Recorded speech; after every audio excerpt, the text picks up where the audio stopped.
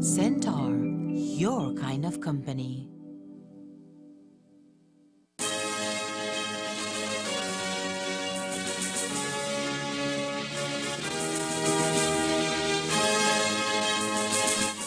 Tonight on CTV3 News. After 6 years of being on trial for the murder of Danny boy, Dave Alamia is a free man. He speaks exclusively to CTV3 News about his freedom. Officers accused of the shooting death of 19-year-old DeAndre Chi to face charges soon, including murder. And an Orange Walk couple charged for being in possession of over $900,000 worth of pharmaceuticals without proper documentation. These are some of the stories we have for you tonight in our newscast for Tuesday, March 28, 2023.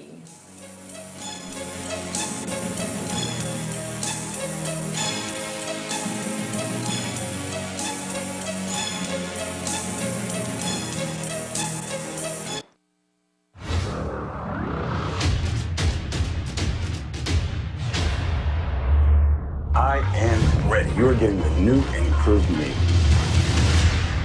This is nice.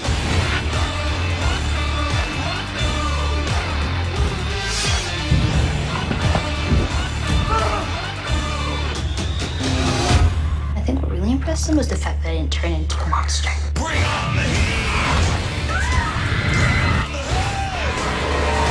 Start up the gunfire! Weapon dead!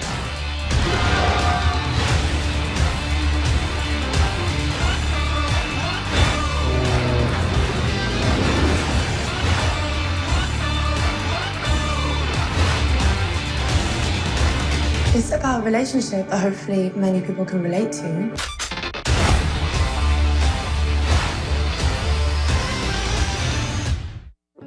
Enjoy your favorite HBO original series and movies with Centaur, your kind of company.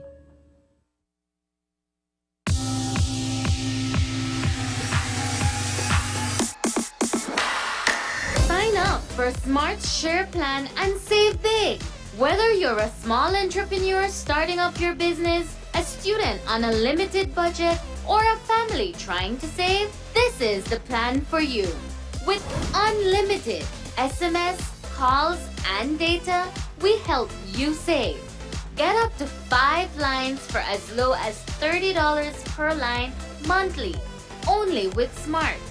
Sign up today at any Smart showroom or sales manager countrywide. So get your business going, share more memories with friends, and be ready for the day with Smart. This is our best chance to find a habitable planet. You're shooting the bullet. You're catching it. Arrakis is a death trap. Enjoy your favorite HBO original series and movies with Centaur, your kind of company. Indulge the flavor. Go beyond meat. Looks like meat. Tastes like meat. But it's better than meat. 100% plant-based. Rich in protein, 50% less saturated fat, no GMOs, no added soy, packed with benefits and sustainable. Beyond meat, good for you, good for the environment. Now available in 6 different types of products in Belize.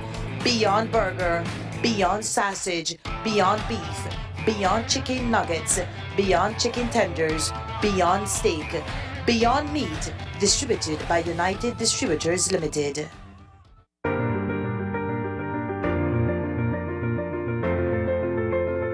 LG dual inverter compressor cools air faster by operating at speeds as high as 120 Hz with more stability compared to conventional models.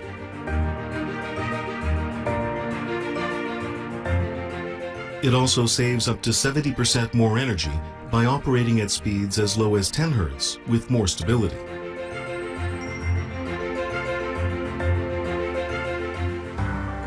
It reduces torque vibration down to 40% for quiet outdoor unit operation. Stable operation with low vibrations also results in increased durability. And now, the hottest match of the evening. Get ready for action! Here they come. Amazing! They're unstoppable, unbeatable. They have him on the ropes. The heat rises to the top. 1, 2, and 3. They're on fire. Chiladas. Fire up the taste of Belize with the new Chiladas crunchy tortilla taco chips in its hot chili flavor. Fiery habanero brings the heat. They're on fire. Chiladas. From Snackers, done right, done here.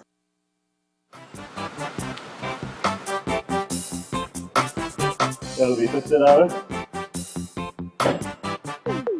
Thank you. Wait, hey, this 50 is a fake. How do you know it's a fake? What are you talking about, sir? How can I identify a genuine note from a fake note? Well, a genuine 50 has a watermark with the Jaguar and the written words of the 50, also a thread. Know your money and know a fake one when you see it. Do not rely on any one security feature. Look for the clarity and quality of printing. The printed lines and colors should be sharp and clear. Feel the quality of the paper and the raised print. Hold the note up to the light to see the windowed security thread. It should form one complete line when held up to the light. The watermark and denominational electrotype. The Jaguar is the watermark in the $100 and $50 notes. The Sleeping Giant is the watermark in the $20, $10, $5, and $2 notes. The see-through feature. The parts of the design printed on the back should fit exactly within the unprinted areas of the front to form the complete design. Check the $100 note for the toucan hologram with the periwinkle flower overprint. Tilt it to see the small images of the toucan and the numeral 100. Check the $50 note for the green foil angelfish. Check even closer. Use an ultraviolet light to see the fluorescent features. Use a magnifier to see the microlettering. Tiny letters that read Central Bank of Belize and the value of the note. Stop the circulation of counterfeit Belize currency notes. Pass all counterfeits to the police at once. It is a criminal offense to hold or use a counterfeit. Be safe, be sure, know your money.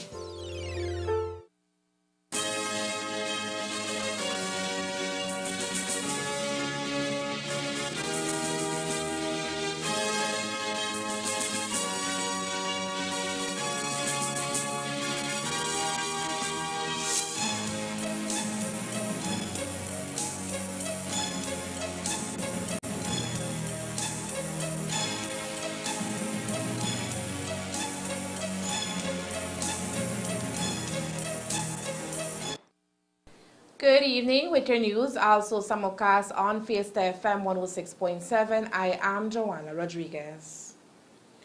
After 6 years of being on trial for the murder of Danny Sosa, today Dave Alamia walked out of the Orange Walk chapter of the Supreme Court as a free man. Alamia's lawyer, Dickie Bradley, obtained his freedom after submitting a no-case submission earlier this month, which was upheld today by Judge Herbert Lord. Reporter Norma Ruiz has been following the trial since its inception, and today managed to speak exclusively to Alamia as he walked out of court. This was the scene outside the Orange Walk Higher Court this afternoon as Hilmer Dave Alamia walked out a free man after being found not guilty of the murder of Daniel "Danny Boy" Sosa. The decision was handed down in the form of a 40-page ruling by Judge Herbert Lord after the defense made a no-case submission earlier this month. After reviewing the evidence presented during the 5 weeks of trial, the judge upheld the no-case submission presented by the defense on the grounds that the evidence submitted by the prosecution was tenuous as it rested mainly on hearsay evidence given by now deceased Gustavo Hernandez, along with evidence given by a second hostile witness. While Daniel Sosa's grieving family were visibly displeased by today's ruling, an emotional Alamia spoke for the first time in 6 years. He told us he is happy he has regained his complete freedom. I like to say, miss, thank God it's over. How long you lock up? He was in prison as well? 4 years. In prison, no? Yeah. And just want to be over. I can't chew a lot. Honestly. I'm not joke, I don't wish on nobody. And this is the way the media need for report. Not judge nobody if you don't know. You get the facts, no? Exactly. Because we in a society easy for judge. And that's not fair. I almost lose everything, but thank God I got life. And I will continue. That's all I got to say.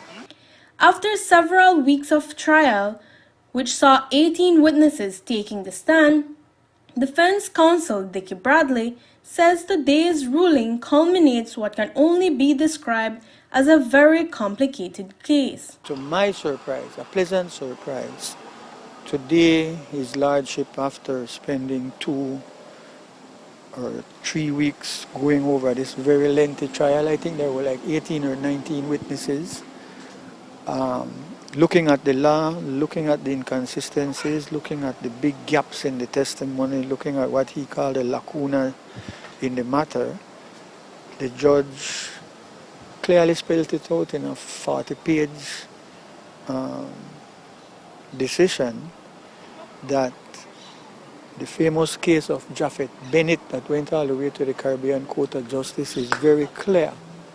The trial judge is the guardian for a fair trial. A trial cannot be fair if you have a statement which raises so many doubts and is not a reliable statement. An unreliable statement will lead a court to arrive at an inaccurate decision.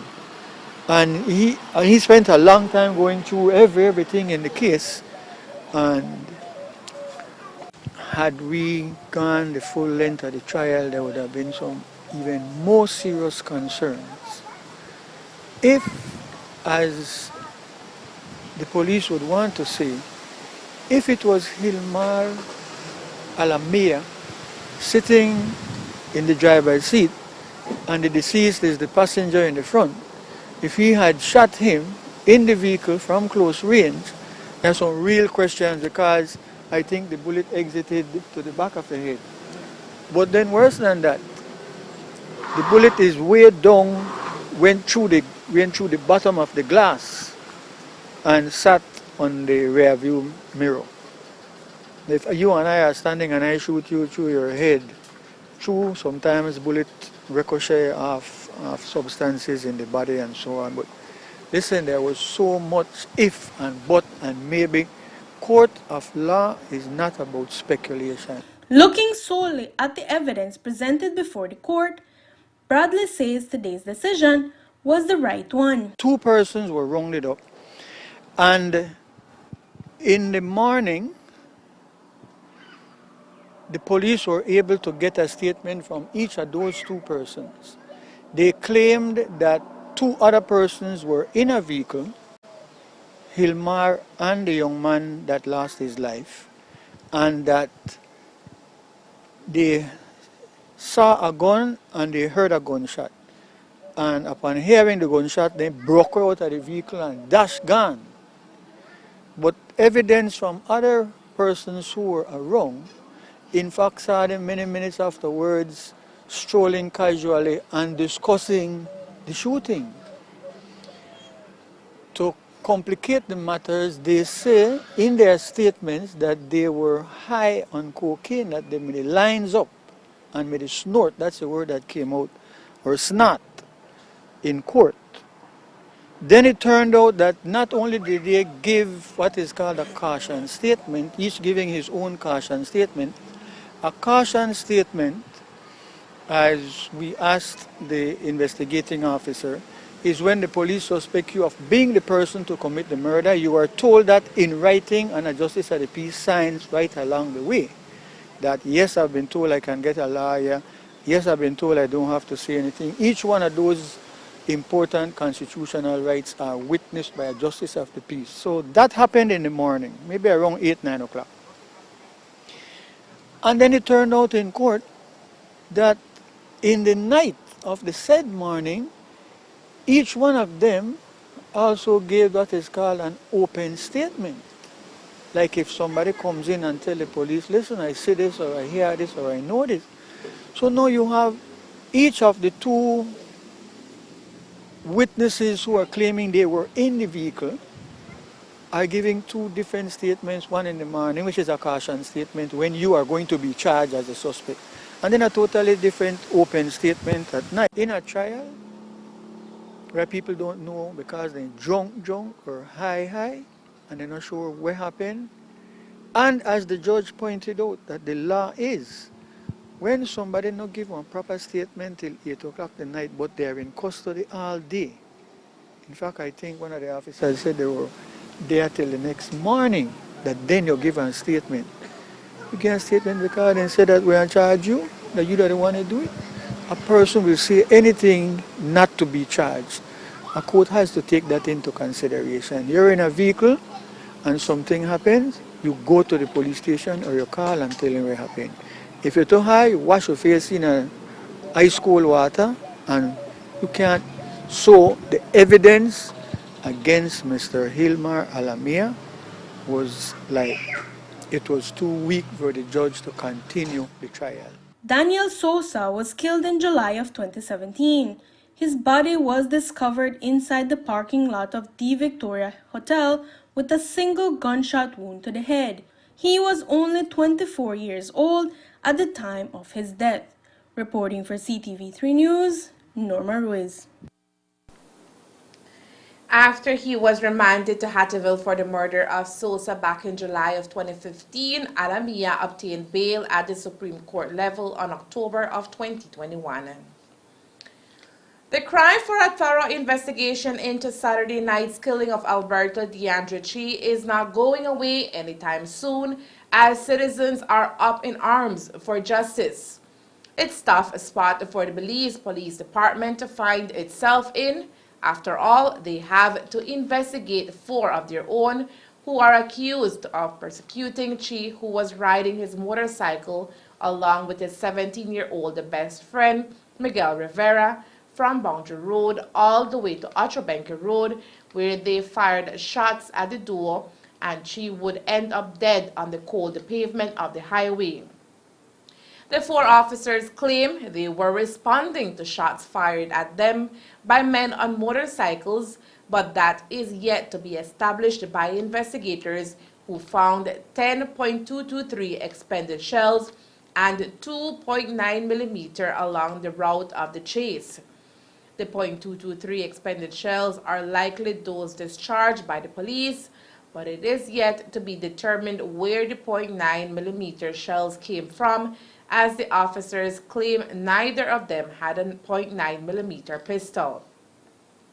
As for Rivera and the Chi's boss, Clyde Yahir Vieira, who was also chased by the same cops but managed to escape by taking another route, they claim they were unarmed on the night of the incident, and what sounded like gunshots was merely a popping sound coming from their motorcycles.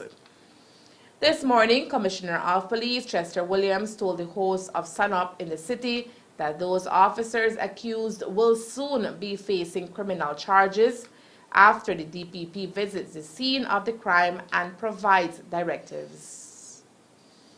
That's a very pivotal point for me. Of course. Because let's say, hypothetically, the officers were indeed being fired upon during the pursuit.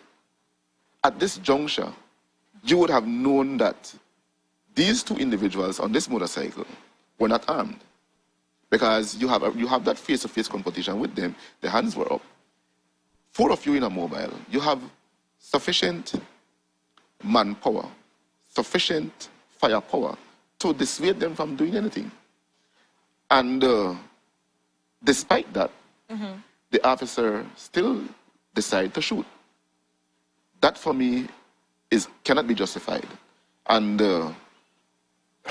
based on that alone, for me, it is sufficient for them to be charged. Now, in terms of what charges to be levied, it's not a matter for the commissioner to decide. Brandon will know as an attorney, I think section 53 of the criminal code, this states that when a person claims self-defense or whatever, that it's a matter for the DPP to determine. The police must send a file to the DPP for determination as to whether the person will be charged. I can tell you that the DPP is in constant communication with the investigators to guide them in terms of what she wants to get done. And she should be going to Orange Walk this morning, along with the ombudsman, to have a look at the entire investigation, go on the scene, and we're hoping that by this afternoon, she's going to give us some answers in terms of what charge we should levy. It was expected that the officers would have been charged this afternoon and then taken to court. However, our news team camped out at the court until after 4 p.m. just to see the magistrate leaving for the day, indication that the men would not be pulled into court.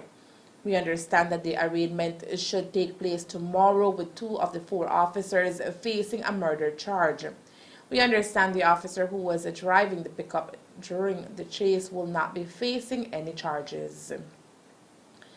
There is no doubt that the senseless killing of Alberto DeAndre Chi has left the entire nation in shock.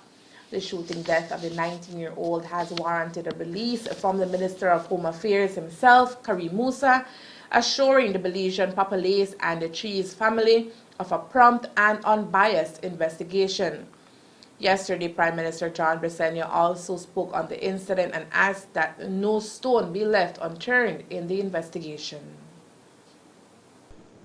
Well, first of all, I need to start off by offering my condolences to the family. I think it was a senseless death. It's something that could have been avoided. I don't think I could go into great detail as to what happened because obviously there will have to be an investigation as to find out exactly what happened. But it shows 2 things, or maybe a number of things, or I'll put it to 3. First of all is that, one, that as a citizen, if the police tells you to stop, you should stop. And I was told that these young men were racing in tongue away from police. And maybe you don't want to stop where it's dark, but once you get by the park or in front of a store, okay, stop and let the police do whatever it is that they want to do. Secondly, and again, secondly, it shows also a lack of either a lack of respect for the police, or a lack of confidence in the police, because many times they believe that the police will brutalize them. So that's my second point: the lack of respect and the lack of not having the trust on the police. And the third one is also the lack of proper training on the part of the police department, of our police officers. It is obvious that our police officers need more training, need regular training about, especially when it comes to firearms, pulling a gun in public. If you could recall, maybe you might not recall, but for a very long time, you would never see a policeman walking around in the streets with a gun. You know, they were not allowed to carry a gun. But things have changed, and criminals have got more brazen and more dangerous, and so in some instances, the police would walk around with a gun. But there are many instances that there's no need for the policemen to be about with guns. I've seen instances where there's Today, Mayor Ladrick Shepherd also spoke on the fatal shooting of Chi. He has met with Orange Walk Police and gave us his position as mayor on Chi's death at the hands of police officers. Well, first of all, I'd like to say my deepest condolences to the family, the Chi family, especially for this incident. I know for a fact that there are a lot of people that are grieving about the incident. This young man had a lot of friends. I know that the position he carries, being a runner there is a lot of runners in Orange Walk. Most of these guys have their little bikes. They're doing their own small little business. There's not many jobs in the community as we speak for. So running is something that started up quite a while now. And these guys are using this advantage to deliver stuff to different residents in the same community. it is so sad to hear the incident that happened unfold on Saturday. You know, some of the residents of Orange Walk are still traumatized because remember it was a chase around the whole entire town. And for a fact that I know that I have a brother as well too. I know for me to hear these kind of things, it hurts deep inside. So I must say that we're not here to talk anything bad about the police officers. We are supposed to work with the police. What I want to say this is that as mayor, I'm supposed to find a way to mend the pain that we're going through. There might be some little protests going on in the town right now, and you can understand from a perspective of a young person losing their life in this kind of way, and some of the incidents that happened prior before to we're having something happening in Orange Walk. I spoke to the police officer in charge. You know, he has as well have given me a couple of details. And again, we must go to due process so that it can take its course to see exactly what happened. But these kind of negative thing has to stop, and it starts from as mayor to send a message out to all the police officers. We must find ways to work together. We're all as one. We might use excessive force in some incident, but all depends on the character that you meet. That's just like that. I would like to say that these young men are no kind of violent kid that would jump on a bike and be making it nice. So that's the only my thing. My only concern is that these were a humble young man that all he was doing was to go to his work, and he has a young daughter that he loves so much. You can hear it in the news when he said it, and that's my big concern. And moreover, as mayor, you know, I dedicate and spend most of my time with kids, youths. So when something like this pops up, it rings a bell in my head telling me I must say something. Something might agitate these guys to want to the left, but I don't think it was right for the police officers to pull out their gun and then shoot someone. I think using the weapon is supposed to be the last solution as an officer to try to resolve any problem or issues happening with anybody. So that's just my take on it. A post-mortem conducted on the body of Chi has certified that he died of hypovolemic shock due to exsanguination, due to internal bleeding, due to aorta and liver injuries, firearm related. A businessman and his wife today appeared before the Orange Walk lower court, where they were arraigned on a single charge of transporting goods liable to customs duties. The charge came after the couple was caught by customs officials with over $900,000 worth of pharmaceuticals without proper documentation. Senior counsel Dickie Bradley, who is representing both accused today, told us more about the charge against his clients. And they are charged for having in their possession a large quantity of medical matters, medicines, tablets, I don't know if injections are involved. It's a very long list. And the charge against them is that they were unable to produce any document as to how come the goods are in their possession and they don't pay customs.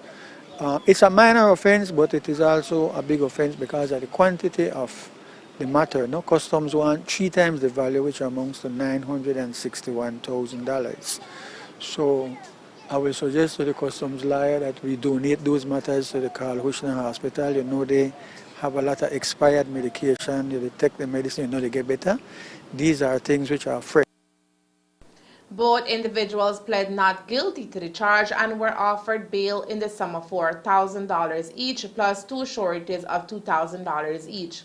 Both accused were also ordered to surrender travel documents and report to the police station every Wednesday until their next trial date set for June 16th. Coming up next, Orange Walk cop accused of theft placed on interdiction. Campo Williams says his action warranted dismissal.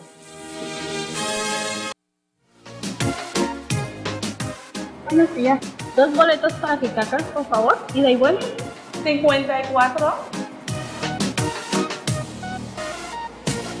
Ese dinero es falso. ¿Falso? Sí, este billete es falso. ¿Y por qué es falso?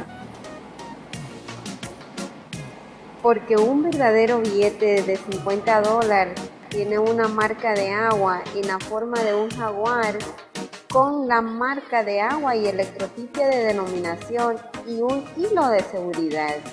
Conozca su dinero. Reconozca el billete falso al verlo. No se confíe en solo una de las características de seguridad. Busca la claridad y calidad de la impresión. Las líneas y el color impresos deben ser nítidas y claras. Sienta la calidad del papel y de la impresión levantada. Ponga el billete a la luz y observe. El hilo de seguridad abantanillada debe formar una línea completa cuando se pone a la luz. La marca de agua y la electrotipia de denominación, el Jaguar, es la marca de agua en los billetes de $100 y $50. El gigante dormido es la marca de agua en los billetes de $20, $10, $5 y $2. El registro perfecto. Las partes del diseño impreso en la parte posterior deben caber exactamente dentro de las áreas sin imprimir en el frente del billete para formar el diseño completo. Revise los billetes de $100 para saber si está el holograma del tucán con la impresión sobrepuesta de la flor de vinca per vinca. Inclínelo para ver las imágenes pequeñas del tucán y el numeral 100. Revise los billetes de $50 para saber si está la imagen del pez ángel en color verde plateado. Mira más cerca. Utilice luz ultravioleta para ver los elementos fluorescentes. Utilice una lupa para ver las letras más pequeñas que leen Central Bank of Belize y el valor del billete. Detenga la circulación de los billetes beliceños falsos. Pasa todas las falsificaciones a la policía inmediatamente. Es una ofensa criminal guardar o utilizar falsificaciones. Esté a salvo, esté seguro, conozca su dinero.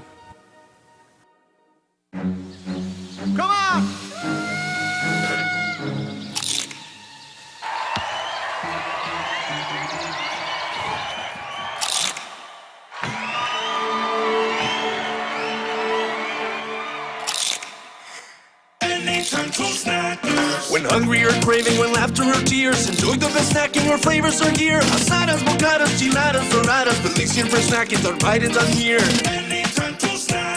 Done right, done here. Indulge the flavor. Go beyond meat.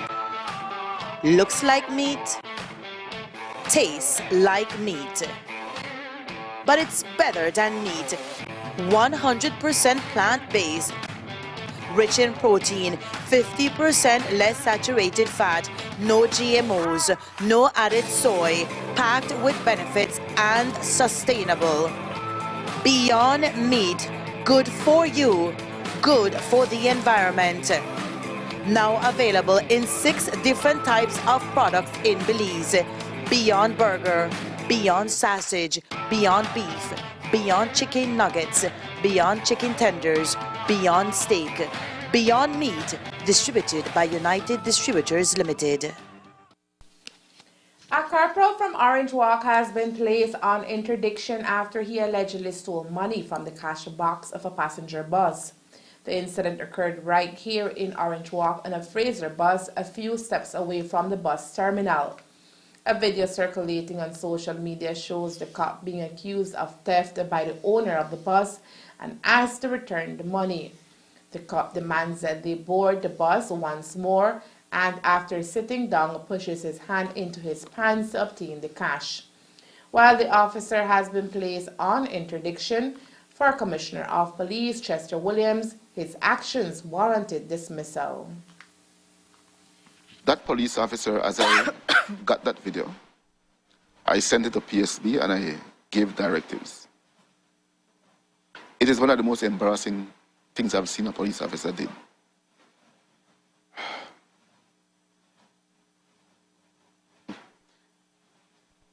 Yesterday, in my management meeting, I directed the legal office to prepare the letter of interdiction, as he must go interdiction immediately.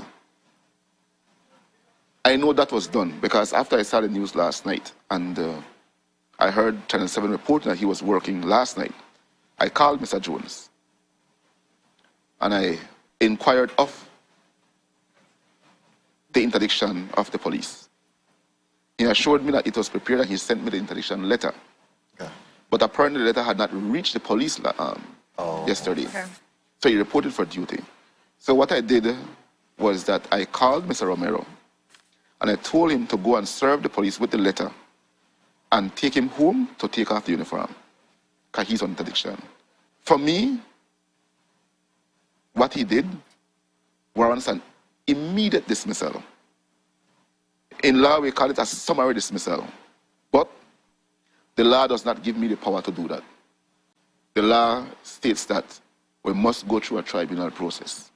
And while some might say that it takes too long, I am a creature of law, I'm a creature of instructions, and I must follow the law. If I do not follow the law, then we open ourselves to be sued. If we just send him home like that, we open ourselves to an appeal, and he comes back, laugh in our face, collect big money, and go about his business. So we need to ensure that whatever is done right, so that when it is done, he can go all the way to the CCJ, and the decision will be upheld.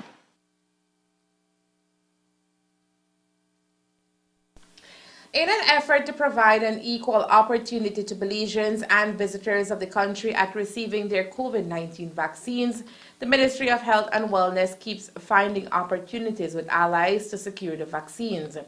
The latest donation was received by the ministry courtesy of the people and government of the Netherlands and Caterers for Children. Today, Dr. Natalia Beer, Technical Advisor to the Maternal and Child Health Unit at the MOH&W, encouraged parents to get their child vaccinated. The Ministry the Ministry of Health and Wellness continue its efforts along with the Ministry of Foreign Affairs and other partners in securing vaccines. Last week, we received a donation of Pfizer vaccines for children 5 to 11. And this was donated by the people and the government of Netherlands. So we're very appreciative of that donation of vaccines. We want to make the vaccines available for the Belizean population. So persons who have pending doses in that age group can go to any health facility and access the vaccines. Okay. Well, that is what I was looking for, Doc. Unless there is other information that you think that you need to share with us. I would like to remind the audience that we have other vaccines. The threat is still there, and we have the virus circulating in country. We are seeing cases every now and then, and we don't know what is ahead of us, so we have to be prepared. We do know that the numbers have decreased, and this is due to vaccination, and it's also due to persons who have gotten infected and getting the immunization, the protection, the immunity through the infection. But the vaccines protect you against severe illness, hospitalization, and death. It is important to remind viewers that an unvaccinated person is 26 times likely to die of COVID compared to a completely vaccinated individual, while a partially vaccinated person is 3 times more exposed to die of the virus compared to a completely vaccinated person. Belize has registered a total of 688 deaths related to COVID-19 since the beginning of the pandemic. The Sartaneja Alliance for Conservation has teamed up with Beltrade for a 2-day workshop catering for members of community groups in the northern fishing village of Sartaneja. The activity is being financed with funds from the Inter-American Foundation and has its priority objective to improve working relations in their line of work, including money management and managing customer satisfaction. The CCD, we are a community-oriented, non-governmental organization. So our main focus is working with the community, and in this case, it's with the community groups. So the main objective of this training is to provide an opportunity for the community members, and for them to improve their basic skills and also the quality of their services, regardless of the type of businesses that they're currently engaging in. No? And as we all know, Sarteneja is continuously developing and growing, and every day there's development occurring in the village, and now opportunities of development is also coming due to the development of the new road. It's mainly focused on community groups, no, in the village. So therefore, we have a group named the Pescatores Association, which is part of a community group that will be working in this new project that will be having for the tourism sector. And therefore, we also have another group named the Homestay Group, which is basically focused in accommodation. So for this reason, we mainly focus on these groups, because we know that there are groups in the community that are working together, that have these types of small projects, no, and they're providing these services already to the public. Then we wanted to enhance their skills and knowledge, and to better prepare them, no, when we have a larger tourism demand here in the community. The workshop will continue for a second day tomorrow at the Sarteneja Alliance for Conservation Conference Room. Each participant will receive a certificate of participation at the end of the workshop. The government of Belize, through the Belize Trade and Investment Development Service, Beltrade, under the Building Resilient MSMEs Accelerating Digitalization Project, with a value of $360,000, funded by the United Nations Development Program UNDP, opened its second Digital Connect Center at the Corozal Public Library in Corozal Town. The Digital Connect Centers will offer free access to computers, internet, and is a part of a national commitment from all the key collaborators to promote digital inclusion and bridge the digital divide between urban and rural populations. The center will serve the residents of Corozal and surrounding areas with training in entrepreneurial development, business innovation, and competitiveness for micro, small, medium enterprise (MSME), and it will also provide access to digital literacy trainings to upskill youths, women, the employed, underemployed, and the elderly. Residents and entrepreneurs can now access business development information, connect with government agencies, improve their technological capacities, and engage with others through mentorship and advisory services to propel their economic growth. The Digital Connect Centers offers access to digital technologies and will connect entrepreneurs to Beltrade's Virtual Knowledge Center platform that provides access to training materials for enterprise growth and innovation, the MSME directory, a Java portal, and access to other support services and catalogs designed to propel business development. Today's launch event represents an investment of $15,000 from UNDP, with contribution from the Belize National Library Service.